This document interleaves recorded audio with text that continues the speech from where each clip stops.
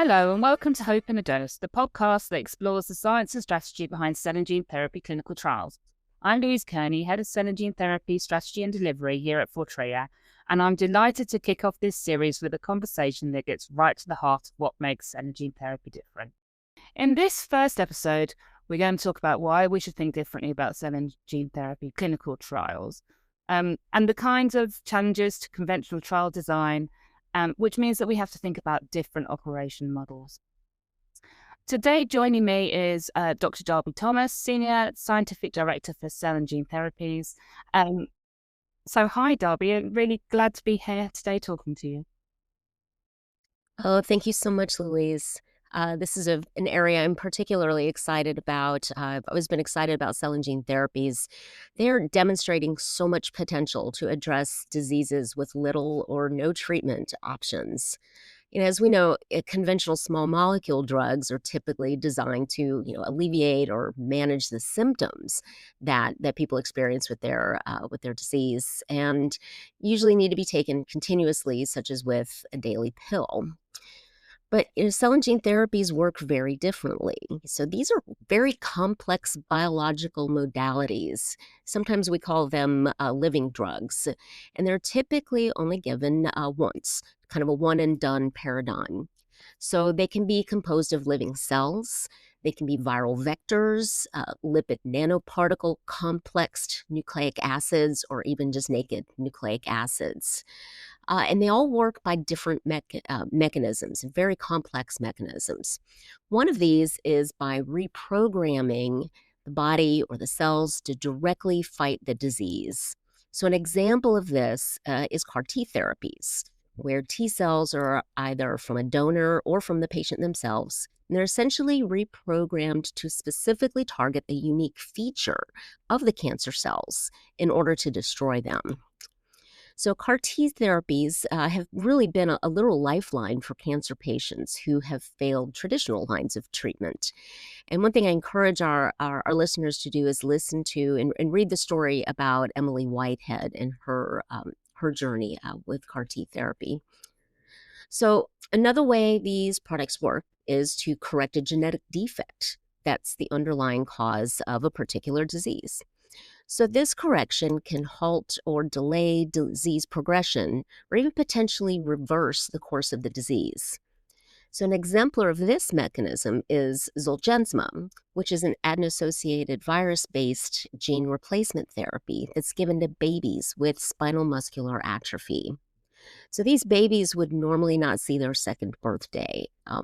But with treatment, these children are now growing up. We've seen them dancing and riding bicycles. It's really, really remarkable. So, of course, these examples highlight really the amazing potential of cell and gene therapies. But with this great potential, of course, comes really some significant challenges.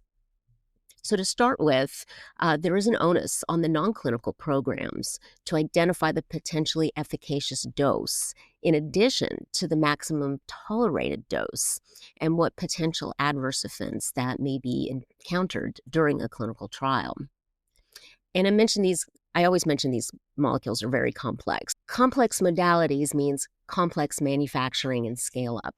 So it is essential to have a scalable manufacturing platform established early in the development program for these therapeutics. So with complex modalities also come all manner of complex logistical challenges. And an example of this is autologous cell therapy products, such as CAR T, where cells are collected from the patient. They're sent to a manufacturing facility where they're modified and then sent back to the patient. And all of this requires tight regulation, tight control of each step of the process, including scheduling of the patient. Of course, this brings us to patient management, which can also pose a lot of challenges due to different complex routes of delivery, such as different surgical techniques, different types of potential side effects, and the timing of those side effects after administering the therapeutic. There's also the need for long-term follow-up, which of course can be up to 15 years for products that involving any sort of genome insertion or genome editing.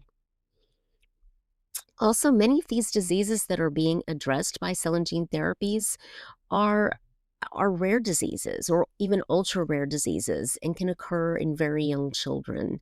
And of course, that brings another layer of complexity and affects how the clinical trial is conducted, such as recruitment strategies. Informed consent is going to be very complex.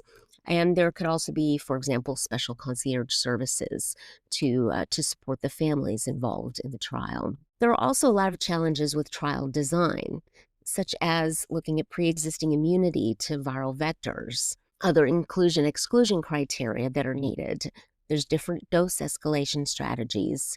There's also the question of ethical use of placebo in these trials, since the dosing strategy tends to be one and done. And we'll talk more about this in other podcasts as well.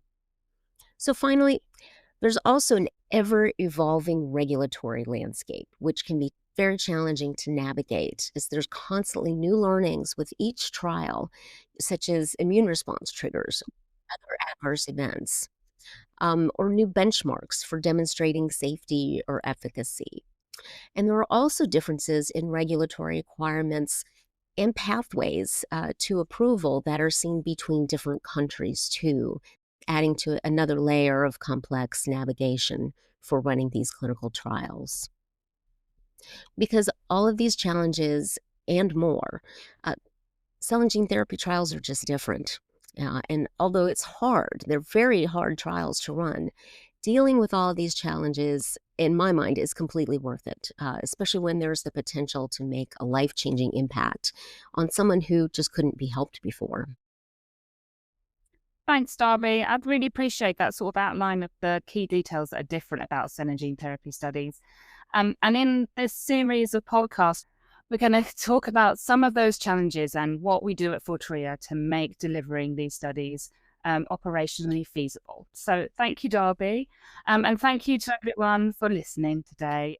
I hope that today's podcast has given a clearer view of the scientific and operational landscape of cell and gene therapies and why they might need a little bit of a different mindset. Keep an eye out for those further episodes of Hope in a Dose when we'll be diving into those topics. Until then, I'm Louise Coney, and this has been Hope in a Dose.